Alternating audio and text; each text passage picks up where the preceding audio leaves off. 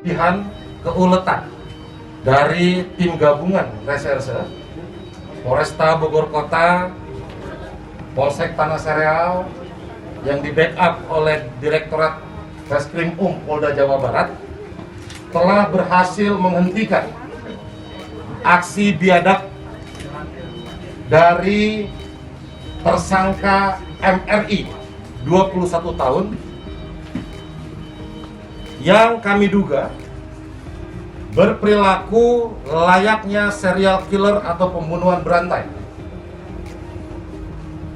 Perkara ini kami ketahui setelah kami melakukan penyelidikan panjang, hampir kurang lebih sekitar 2 minggu lebih, mengumpulkan saksi-saksi hingga 15 orang, baik itu kerabat, kemudian rekan-rekannya, termasuk saksi-saksi kunci yang mengarah kepada pelaku MRI, dan tersangka ditangkap di Depok pada tanggal 10 Maret 2021 pada pukul 11.30, dan dari hasil pengembangan termasuk jejak digital diketahui pula bahwa pelaku tidak hanya satu kali melakukan pembunuhan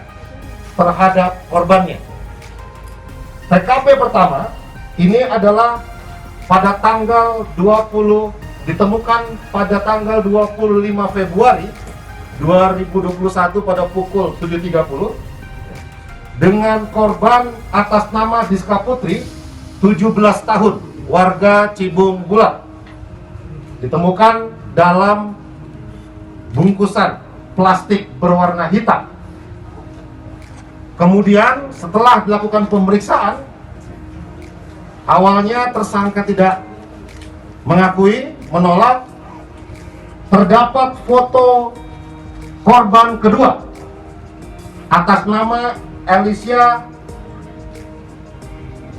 Risnawati, 23 tahun, yang baru saja dibuang atau dibuang di daerah dengan iming-iming uang dan sebagainya, diajak jalan-jalan ke daerah puncak, kemudian sampai di puncak, selesai berkencan, kemudian dihabisi nyawanya dengan mencekik. Ini sesuai dengan hasil otopsi terhadap kedua korban. Motifnya adalah untuk menguasai barang dari korban, baik itu korban yang pertama maupun korban yang kedua. Sehingga pada saat ini kami akan terus mengembangkan, termasuk menelusuri jejak-jejak digital daripada si tersangka. Dan saat ini barang bukti plastik warna hitam, juga pakaian korban yang pertama sudah berhasil ditemukan DNA-nya, termasuk berhasil diangkat sidik jari latennya, dan tentunya nanti akan disesuaikan, akan dicocokkan dengan DNA dari pelaku MRI ini.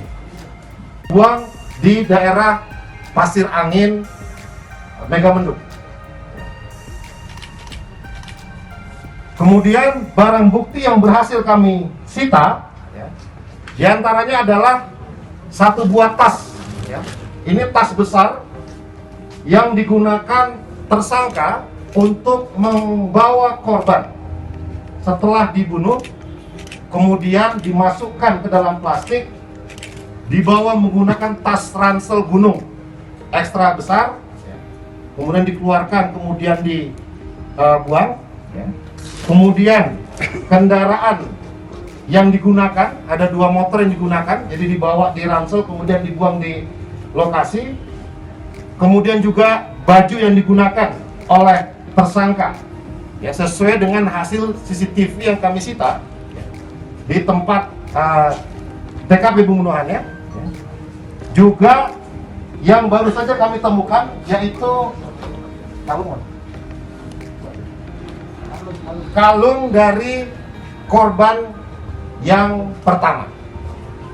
Teman-teman sekalian, jarak antara kejadian pertama dan kejadian yang kedua dari 25 Februari sampai dengan tanggal 10 Maret itu kurang lebih ada sekitar 2 minggu.